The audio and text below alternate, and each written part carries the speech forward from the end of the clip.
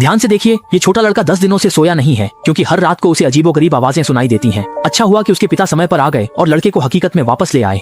ये लड़का जब बाथरूम जाने के लिए उठा तो दरवाजे पर एक डरावना भूत दिखाई दिया। लेकिन अच्छा ये है कि यह भूत कुछ सिद्धांतों वाला है। अगर आप वीडियो देख रहे हैं तो यह भूत आपको नुकसान नहीं पहुंचाएगा। डर के मारे छोटा लड़का भाग खड़ा हुआ, लेकिन सीधा अपनी माँ की गोद में जा टकराया और उसने माँ को अभी देखे गए भूत के बारे में बता दिया। जब दोनों ने दोबारा दरवाजे की ओर देखा तो पाया कि भूत अचानक गायब हो गया। उसी समय लड़के के पिता आ गए और माँ को डांटा कि उसने बच्चे की सही परवरिश नहीं की, जिससे बच्चा रोज भूत प्रेत की बातें करता है। फिर उन्होंने लड़के को कमरे में जाकर सोने को कहा। जैसे ही वह कमरे में गया, अलमारी से अजीब आवाजें आने लगी। छोटे लड़के ने हिम्मत जुटाई, अलमारी खोली तो देखा वहाँ कुछ भी नहीं था। अगले ही पल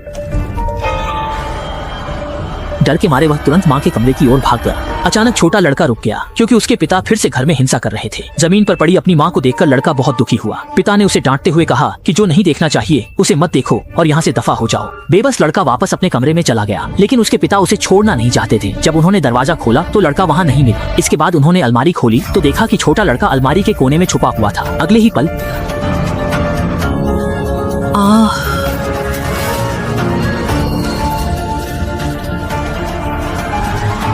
मेरे पिता ने तुरंत लंच डिब्बा खा लिया। किसी ने नहीं सोचा था कि जो राक्षस दिखा वह छोटे लड़के का अंधेरा पक्ष था। आखिर में छोटा लड़का और उसकी माँ एक दूसरे को गले लगाते हैं और कहानी खत्म होती है। हम अगली बार मिलेंगे।